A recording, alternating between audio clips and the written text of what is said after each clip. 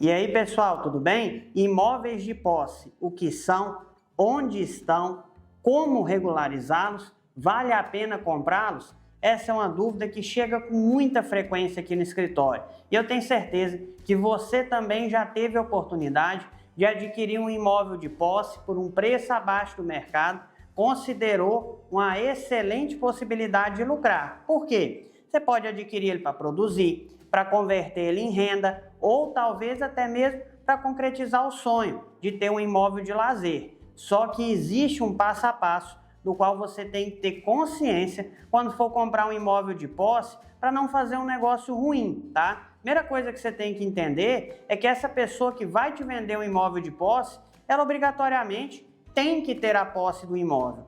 Tá, mas essa pessoa usa o imóvel, produz alguma coisa nele? Não, doutor, esse imóvel é imóvel bruto. Beleza, vou negociar a posse de um imóvel bruto. No mínimo, o que ele tem que ter? Cerca de divisa e uma casa sede, para estar delimitado, para você saber onde é que esse imóvel fica. Senão você está comprando uma área que a pessoa te apontou o lugar onde ele supõe que este imóvel esteja localizado, tá? Outro detalhe é você saber se esse imóvel é um imóvel particular ou se esse imóvel é uma terra devoluta. Isso aí vai interferir no tempo do processo de regularização, na estratégia que vai ser empregada e no custo dessa regularização. Você só consegue ter essa certeza através do mapa e do memorial do imóvel. Se não tem, tem que ser feito e tem que ser feito georreferenciado para aumentar a segurança jurídica que você tem, tá? Em alguns casos, agrimensores muito experientes,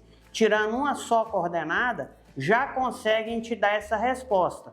Porém, não é tão simples assim. Se a área devoluta, ela vai seguir, na maioria dos casos, para um processo de titulação, tá? Salvo raríssimas exceções em que você vai conseguir convalidar. Se ela é particular, depende. Ela pode ser submetida a um processo de uso capião, ela pode ser submetida a um processo de adjudicação, pode ser necessário um processo de inventário ou até mesmo um processo de extremação, porque as pessoas dão muitos nomes distintos a problemas que elas enfrentam no cotidiano e elas reúnem tudo isso aí sobre a denominação de posse, tá? Ah, não, eu tenho uma posse num condomínio, eu tenho uma posse que eu tenho um contrato de compra e venda. Depende. Cada caso possui uma solução. Esse diagnóstico de qual solução seguir só é dado por um advogado. Mas calma, que ainda tem mais alguns detalhes que a gente tem que bater nesse checklist, tá? Você tem que ter certeza que essa área que você está comprando, ela não está afetada a uma finalidade pública. Tem que ficar esperto. Essa área pode ser uma unidade de conservação, ela pode se tornar um parque, ela pode se tornar um território quilombola, ela pode se tornar uma área indígena ou até um projeto de assentamento. E nesses primeiros casos que eu destaquei, você não vai conseguir regularizar o imóvel, tá? No caso do projeto de assentamento, até existe essa possibilidade, só que você vai ter que preencher os requisitos da reforma agrária e eu te garanto, não vai ser um processo fácil, e você ainda vai ficar amarrado no órgão fundiário, que no caso é o INCRA, pelo menos por 10 anos. Chequei, Antônio. Este imóvel eu já sei se ele é devoluto ou particular, já sei que ele não possui nenhuma destinação de interesse público, já sei que eu consigo regularizar ele. E agora? Bom, o próximo passo é o seguinte, você sempre vai condicionar o último pagamento dessa negociação há 2 atos, tá? O primeiro é o georreferenciamento do imóvel. Você vai celebrar esse contrato por instrumento particular de cessão de posse e benfeitorias, se a área for uma simples posse, seja sobre área particular ou devoluta, ou uma cessão de direito de promessa de compra e venda, se essa área ela foi adquirida mediante contrato de compra e venda diretamente do proprietário que o nome está na matrícula, tá? Se ela foi adquirida por cessão hereditária dos herdeiros, você pode adquirir por instrumento particular ou por uma nova escritura pública também, só que aí vai incidir ITBI. Em todos os casos, se este imóvel já não está georreferenciado, faça o georreferenciamento e no contrato se comprometa a pagar um preço certo por hectare. Por quê? Porque se a área vier a menor, quando ela for medida, você não leva prejuízo. E se ela for maior, também não lucra, Antônio? Não, mas assim nenhuma das duas partes vai levar prejuízo. E essa parcela que você só vai pagar no final da regularização, lembra bem, você vai dar uma entrada, uma parcela quando terminar o GEL e outra no final da regularização. Ou dividir em várias, contanto que fique uma para o final. Ela é para assegurar que a pessoa com quem você está fazendo negócio vai te fornecer toda a documentação necessária para a regularização. Por quê? Porque ele é possuidor há mais tempo do que você.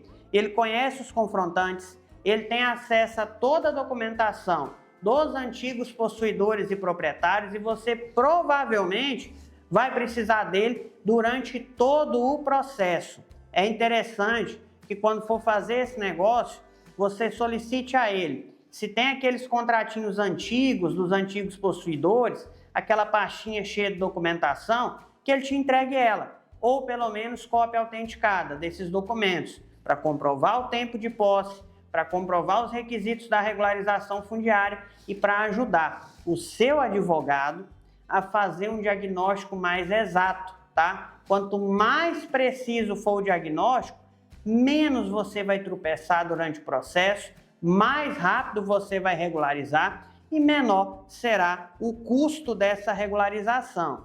Outro detalhe é ficar de olho, não só em quem está te vendendo, mas nas pessoas que venderam para ele e nos antigos possuidores e proprietários. Faz uma consulta nos tribunais, vê se essa pessoa não está respondendo nenhum processo. Quer um exemplo claro e nítido? Um cliente meu adquiriu uma área por cessão de direito e acreditava que teria que regularizar por uso capião. Eu fiz a consulta em toda a cadeia de contratos anterior e identifiquei que uma das partes, que havia adquirido por promessa de compra e venda direto do proprietário, tinha averbado essa promessa de compra e venda na matrícula, tá? E esta parte que fez a aquisição respondia a uma ação da União, tá? Anulando aquele registro, porque ele era originário de um título outorgado pelo Estado sob terra devoluta da União. E aí? Se achou que ia ser um processo simples, já não era tão mais simples. E instruindo essa ação anulatória, havia uma decisão do superintendente requerendo que aquele imóvel fosse destinado para a reforma agrária. Entendeu a importância de conhecer o status judicial de todo mundo que está naquela cadeia de contratos, para ver se você não está caindo numa cilada? Às vezes quem está te vendendo não tem problema nenhum com a justiça, mas aquelas pessoas que vieram antes dele podem ter. Pode haver inclusive um segundo uso capião tramitando sobre esse imóvel na esfera judicial e você ser surpreendido pelo real proprietário depois de já ter comprado. Porque quem te vendeu, vendeu duas vezes. E aí? Já tinha pensado nessa possibilidade? Calma, tá? Que não é só isso. Além de você reunir todos esses elementos, você tem que fazer um contrato certo e determinado. Mas eu preciso amarrar o negócio, Antônio. Como é que eu vou fazer um contrato certo e determinado se você já explicou para a gente no Instagram que um contrato certo e determinado ele vem com um mapa e um memorial em anexo de preferência georreferenciado? Relaxa. Se você já não tem essa documentação, porque quem está te vendendo não fez essa documentação, você vai condicionar o contrato à celebração de um termo aditivo de re-ratificação, aonde você vai fazer constar o memorial descritivo e o mapa da área como anexos obrigatórios no instrumento particular de cessão de posse e benfeitoria, porque aí você obriga quem te vendeu a te entregar a sua terra exatamente naquele lugar. Localização conta muito. Acesso à rodovia, acesso à água, quantidade de terra plana, quantidade de terra de cultura, os vizinhos que você tem. Já pensou comprar uma terra num varjão, pensando em criar gado, tirar um leite, ou fazer outra atividade e descobrir que só te sobrou serra para criar cabrito e calango, é decepção, né? E isso acontece quando você não amarra a negociação na localização correta da área, tá? Essas são algumas dicas muito importantes que eu posso te fornecer a esse respeito. E aí, quando você tem o mapa e o memorial também, você consegue saber se aquele imóvel não é objeto de embargo ambiental, porque isso aí pode impedir a regularização, se não for explorado trabalho escravo naquele imóvel. E reunindo esses elementos, você faz um negócio consciente de quanto você vai gastar para comprar, quanto você vai gastar para regularizar e quanto tempo vai demorar. Todo mundo tem um plano na sua cabeça, tá? E todo plano é ótimo, até você ser atingido por uma surpresa inesperada. Não existe negócio ruim, existe negócio mal planejado. Beleza, Antônio, peguei todas essas dicas. E aí, adquirir um imóvel de posse é realmente bom negócio? Sim, é um ótimo negócio. Se você sabe o custo da regularização, compra ele por um preço abaixo do de mercado. Uma vez regularizado, ele vai valer muito mais. Só que você também tem que estar preparado para manter esse imóvel na sua posse. Não adianta comprar e deixar jogado. Você tem que explorar, tem que beneficiar, tem que tornar produtivo. Na maioria das vezes, durante o processo de regularização, eu já libero os clientes para fazer desmatamento, para começar a plantar, para começar a criar gado.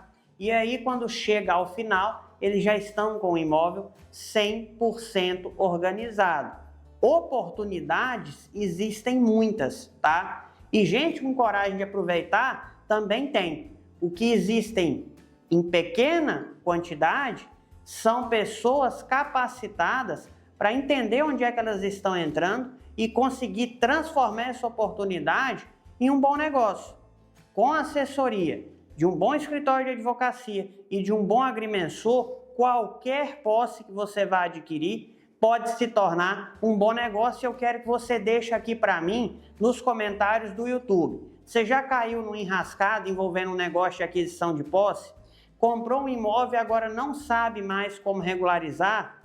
O vendedor virou as costas e não quer nem saber do seu problema? Está desesperado para resolver isso aí? Conta um pouco para a gente da sua história que eu quero ver se eu consigo te ajudar. Deixa aqui nos comentários e a gente se vê no próximo vídeo. Um abraço.